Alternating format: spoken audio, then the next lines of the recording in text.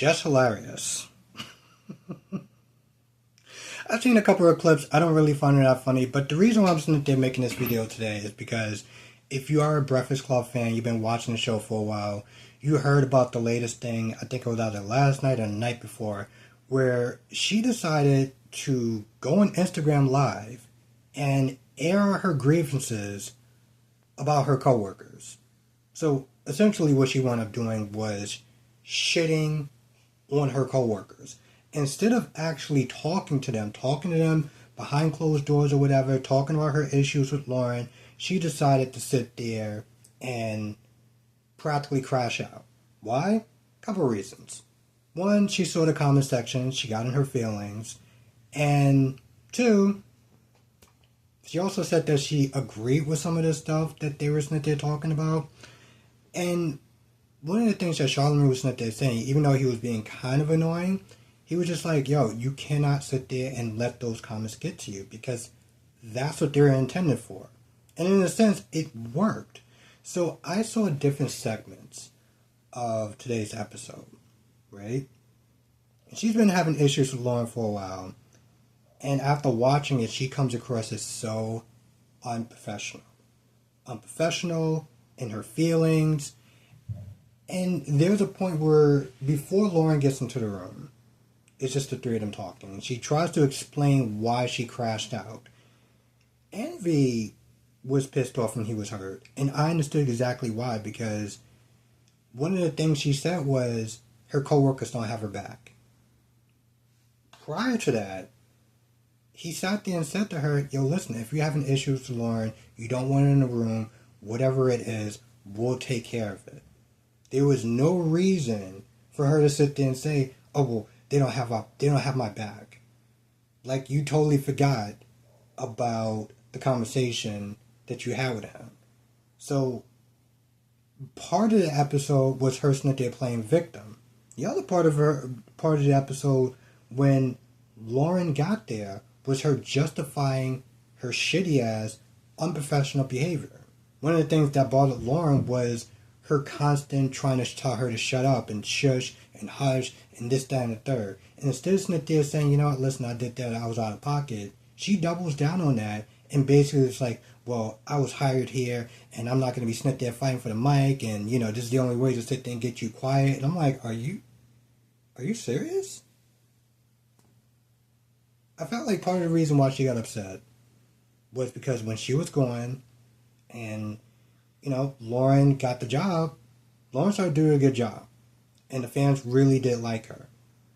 And she felt some sort of way about it. And listen, I get jealousy. I get being envious and stuff like that. But, boo, you're not at some sort of local podcast or something like that. You working for iHeartRadio. Okay? You doing that. You know what I'm saying? Like, you doing that was probably out of pocket for the network. And, like, it just shows just how unprofessional you are. I made another video. And, I didn't like how it was. But, like, long story short, I don't know if she should be doing necessarily, like, radio. You know what I'm saying? Like, working for a company, a corporation like iHeartRadio. I'm like, podcast or whatever, fine, that's cool. But, like, you don't have the attitude and the mentality to sit there and work. You know what I'm saying? Work there. You know?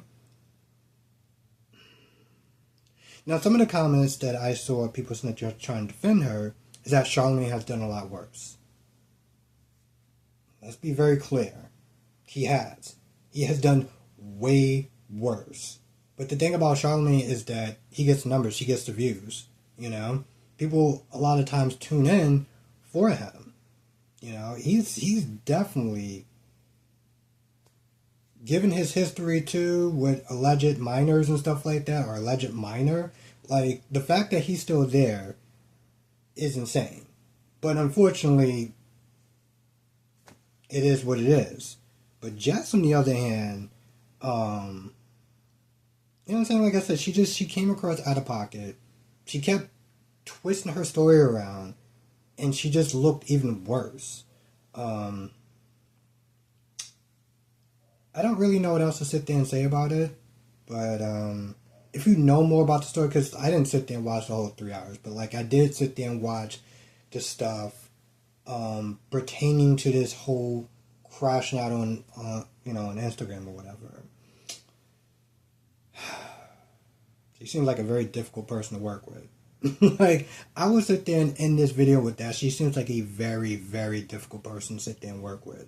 Because she'll be out of pocket 1 minute, she'll make excuses the next minute, she'll sit there and try to play victim the next minute. And that's pretty much what you wind up seeing if you sat there and you watched the 3 hours. It's just her going through those different stages.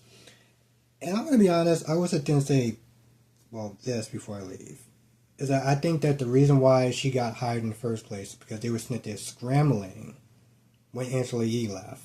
And when they got that short break when she was on maternity leave, and the numbers started improving, people started liking her, she kind of started realizing, like, my job may be on the line.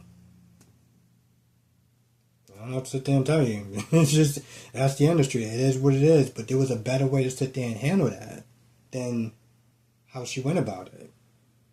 Anyway, that's pretty much just my take on it. Let me know what your thoughts are in the comment section. If you have more to add to it, stuff that was not covered in this video, whatever, let me know.